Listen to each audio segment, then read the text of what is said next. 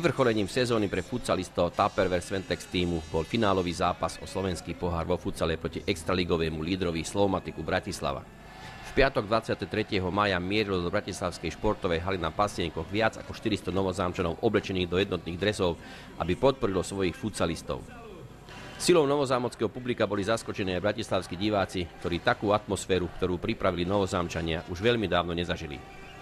Zápas začal veľmi nešťastne pre novozámčanov. Na ich hre bolo vidieť, že majú veľký rešpekt pred svojím súperom, ktorý je niekoľkonásobným držiteľom pohára, a aj slovenská reprezentácia z veľkej časti postavená z hráčov Slovmatiku.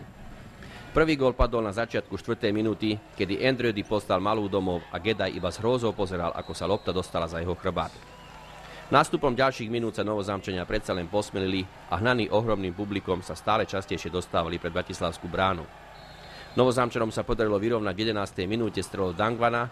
Po tomto góle sa pretrhlo peklo na Pasienkoch, ale o necelú minútu sa znova tešil Slovmatik.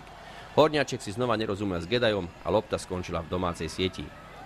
V závere polčasu sa pokúšali vyrovnať Medeši aj Horňáček, ale ani Bukovičová strela neskončila v bránke súpera. V úvode druhého polčasu si postavil loptu na priamy kúp Danohajko, prihral Medešimu a ten prudkou strelou prekvapil brankára Slovmatiku.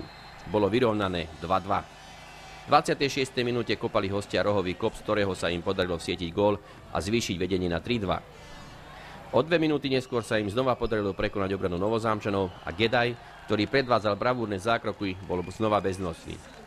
Slovmatik viedol 4-2. Buracejúce publikum potešila aj strely Andredyho a aj Andrášika, ale najväčšiu radosť v tomto polčase mali z akcie, ktorú začal Dangvan a dokončil gólom Bukovič, ktorý znižoval na 4-3.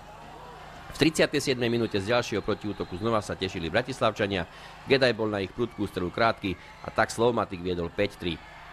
V úplnom závere stiahol tréner Gansner brankára, aby sa pokúsilo nemožné, ale zázrak sa nekonal. Slovmatik využil situáciu a niekoľko sekúnd pred záverom vsietil svoj 6. gól a zvýšil vedenie na 6-3. Myslím si, že zápas nám celkom, na to, ako sme boli na ňo pripravení, samozrejme po skončení súťaži, mali sme na to čas 4 týždne, snažili sme sa pripraviť najlepšie, ale bohužiaľ dneska to nevyšlo. Ďakujeme divákom, že podržali nás v tomto zápase tak, že vycestovali sem a bohužiaľ nenachádzam slov na to vôbec.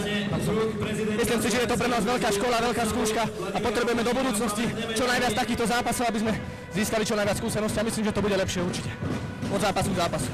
Odviedli sme jeden veľmi ťažký boj so zdatným súperom a s tým sme šli do zápasu, aby sme súpera pritlačili, aby ich toto víťazstvo bolelo a vďaka aj obecenstvu, ktoré sme si priniesli so sebou Nových Zámkov, sme ich dokázali pritlačiť a sme svedkami toho, že sme rozvíjali futsalovú hladinu celoslovenskú a v budúcnosti sa chlapci majú na čo tešiť v najvyššej súťaži, ak sa nám tam podarí dostať. Nové Zámky sú hladné na kvalitný šport v akomkoľvek odvetví a myslím, že futsal je nenáročné odvetvie, ktoré nepotrebuje veľké finančné vstupy a vieme ponúknuť novozámockej diváckej verejnosti veľmi dobrú zábavu.